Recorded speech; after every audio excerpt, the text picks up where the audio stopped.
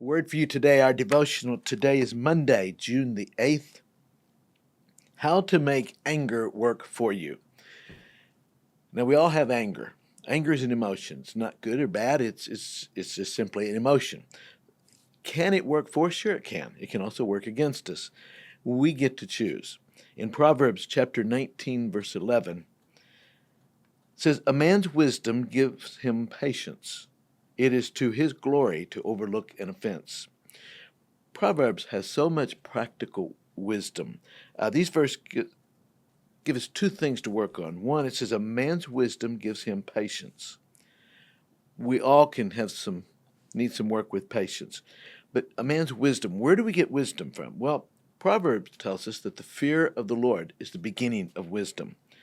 When we have a right perspective of God, He gives us wisdom, and we then use that wisdom to exercise patience.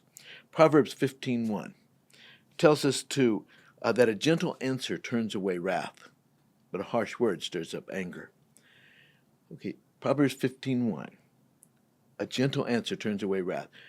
The wisdom that God gives tells us when to have that gentle answer.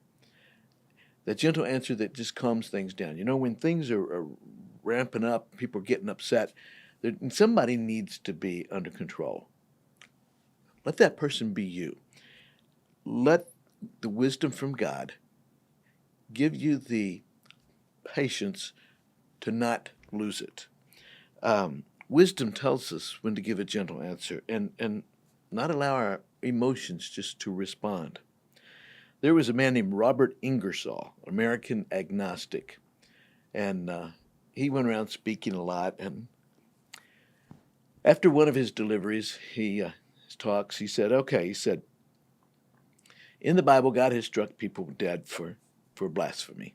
He said, I'm going to blaspheme God, and then I'm going to give him 5 minutes to strike me dead.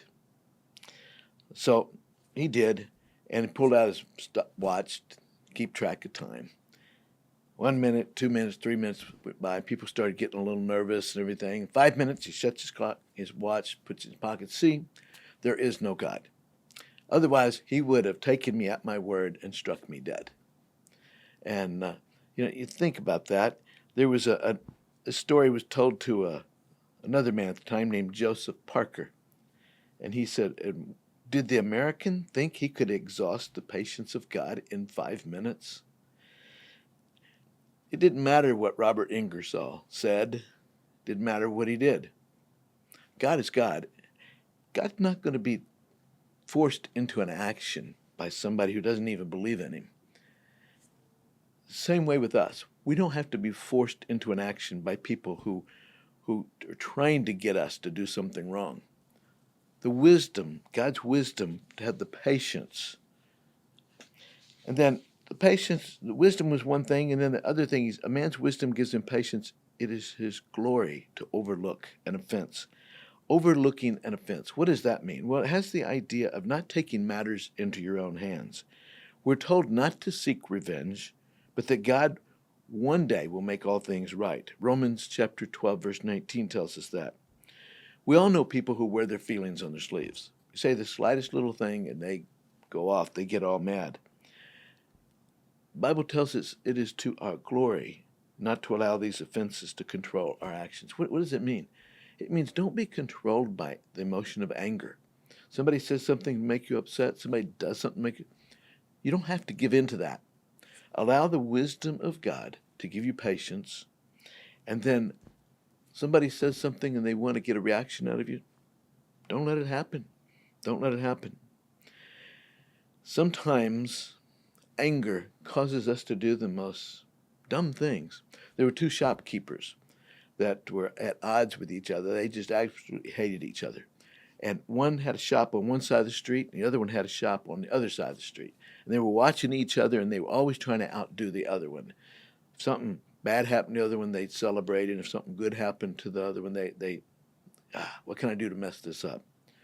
Well, one night, one of the shop owners had a dream, and in the dream, this angel came to him and said, okay. He said, ask me whatever you want, and I'll give it to you. But I'm going to give twice as much to your your opponent, the other shopkeeper. So if you ask to be rich, he'll be twice as rich as you. If you ask to be popular, he'll be twice as popular as you. So the shopkeeper thought for a while. He says, okay, strike me blind in one eye. What does it take for a person to have so much anger that they'd be willing to lose sight in an eye so somebody else loses sight in both eyes? And if we're not careful, anger will cause us to make some really bad decisions. To me, that's an incredibly bad decision. And of course, it's just a story. But let me ask you, how are you handling anger? Do you have the wisdom of God to give you patience to handle it? And it is to our glory to overlook an offense. What does that mean? It means that we do not allow anger to control us. Instead, we control our emotion. We're going to be angry, sure, but it's not going to force us into an action. Just like Robert Ingersoll did not force God into an action. So, how to make anger work for you? Don't let it control you. Have a good day.